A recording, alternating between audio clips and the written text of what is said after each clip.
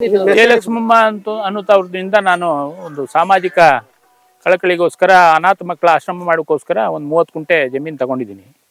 ತಗೊಂಡು ಅದರೊಳಗೆ ಬೋರ್ ಹಾಕ್ಸ್ಲಿಕ್ಕೆ ನನ್ನ ಜಮೀನು ತಗೊಂಡಿರೋ ಜಾಗದಲ್ಲಿ ಮಾಡಿಸ್ತಾ ಇದ್ದೀನಿ. ಅದ್ಬಸ್ಟ್ ಮಾಡಿಸಿದ್ದೀನಿ, ಎಲ್ಲ ಮಾಡಿಸಿದ್ದೀನಿ.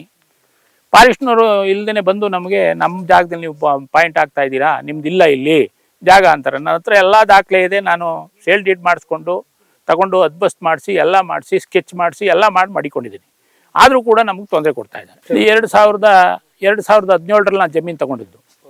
2018ರಲ್ಲಿ ಅವರೇ ಇದು ಗಡಿ ಹೊರಭಾಗದಲ್ಲಿದೆ, ಇದಕ್ಕೂ ನಮಗೂ ಸಂಬಂಧ ಇಲ್ಲ ಅಂತ ಲೆಟರ್ನೂ ಕೊಟ್ಟಿದ್ದಾರೆ.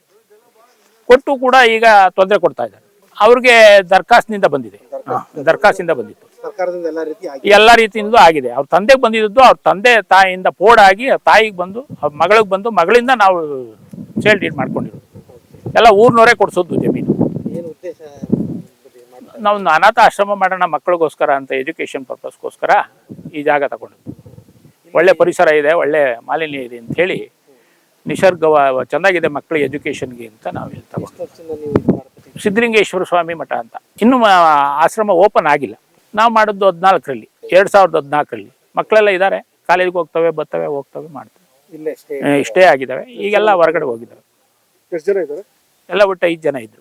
ಇವಾಗೆಲ್ಲ ಕ್ಲೋಸ್ ಮಾಡ್ತಾ ಇದ್ದೀನಿ. ಹಿಂಗೆಲ್ಲ ತೊಂದರೆ ಆದ್ಮೇಲೆ ಯಾಕೆ ಇಲ್ಲಿ ಮಾಡಬೇಕು ತೊಂದರೆ.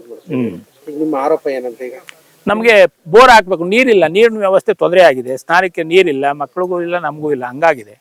ಹಾಗಾಗಿ ಬೋರ್ ಹಾಕೋಕೆ ತೊಂದರೆ ಕೊಡ್ತಾ ಇದ್ದಾರಲ್ಲ ಅಂತ ಹೇಳಿ ನಾವು ನಿಮ್ಮ ಬಗ್ಗೆ ಮನವಿ ಮಾಡ್ಕೊಳ್ತಾ ಇರೋದು. RF ಫಾರೆಸ್ಟ್ನವರು ವೆಂಕಟೇಶ್, RF ಇವರು ಮಲ್ಲೇಶ್ ಅಂತ ಹೇಳಿ ತಂದಿದ್ದೀವಿ. ALDRಗೆ ಅವ್ರಿಗೂ ಒಂದು ಇದು ಮಾಡಿ ನನಗೆ ಫಾರೆಸ್ಟ್ನವ್ರು ತೊಂದರೆ ಕೊಡ್ತಾ ಇದ್ದಾರೆ ಅಂತ ಹೇಳಿದ್ದೀನಿ. ALDR ಅದ್ಬಸ್ಗೆ ಹಾಕಿದ್ದೀನಿ. ಅದ್ಬಸ್ತಿಂದ ಅವ್ರಿಗೂ ನೋಟಿಸ್ ಕೊಡ್ತೀನಿ. ಈ ಥರ ಅವರು ಸ್ಟ್ರೈಕ್ ನಡೀತಾ ಇರೋದ್ರಿಂದ ಮುಂದೂಡ್ತಾ ಇದ್ದೀವಿ. ಬೋರ್ ಹಾಕೋದಕ್ಕೆ ನಮ್ಗೆ ಅವಕಾಶ ಆಗಬೇಕು. ನಮ್ಮ ಜಮೀನಲ್ಲಿ ನಾವು ಹಾಕೊಳ್ಳೋದಕ್ಕೆ ನಮ್ಗೆ ಅವಕಾಶ ಮಾಡಿಕೊಡ್ಬೇಕು ಅಷ್ಟೇ.